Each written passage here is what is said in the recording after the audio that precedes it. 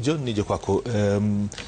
Tuzungumzie hili swala la kinaya cha yale ambayo alitangaza jana waziri wa usalama Kipchumba Murkomen kwamba leo ni siku ya kawaida, siku ya kibiashara. Kinaya ni kwamba hata kutoka nyumbani unakumbana na maafisa wa usalama ambao wamewazuia baadhi ya watu kusafiri, kutembea, hususan magari ya uchukuzi wa umma ambayo naamini kwamba wafanyikazi wengi wa serikali wale tunaita civil servants wanazitumia. Kwa hivyo ni ishara kwamba leo wizara pia hazifanyi kazi. Nieleze kinaya hicho kwamba kwa sauti moja unasema kwamba kuna uhuru wa kuandamana, kwa wale ambao hawataandamana tutawalinda na tunataka waje kazini, lakini unawatuma maafisa wa usalama ama vikosi vya usalama kuweka vizuizi hata katika baadhi ya mitaa.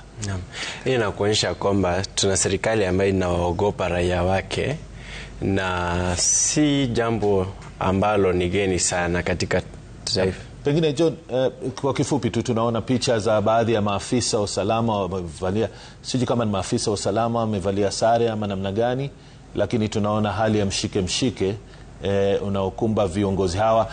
Haya yanafanyika wakati ambapo serikali yenyewe imesema kwamba ilipokea ilani ya maandamano kufanyika.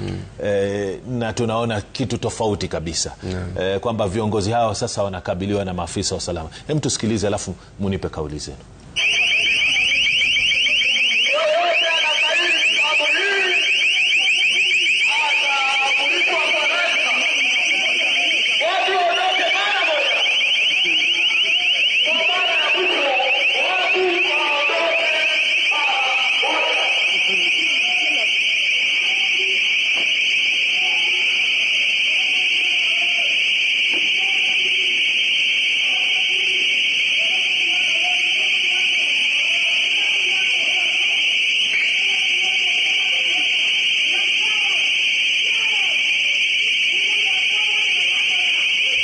Na mtazamaji, nafikiri tunaweza kurekebisha kwamba ni walinzi wake hao wameweza kumuondoa na kumuingiza ndani ya gari, lakini waliosalia nje pale tunaona kwa huzuni mkubwa kina mama ambao walikuwa wameandamana na viongozi hao wakiwa wameachwa hali upweke, licha ya kwamba walikuwa wameandamana na viongozi hao.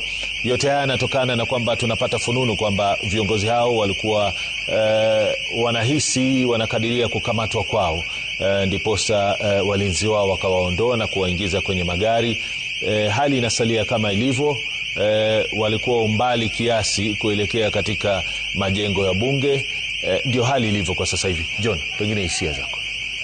Inaonyesha kwamba serikali inaogopa raia wake, na hii ni huzuni sana ya kwamba hawa ni akina mama ambao wanaomboleza vifo vya watoto wao, ambao kufikia saa hii hawajapata haki wala majibu kutoka kwa serikali kuhusiana na yaliyotokea kuwapoteza watoto wao. Hii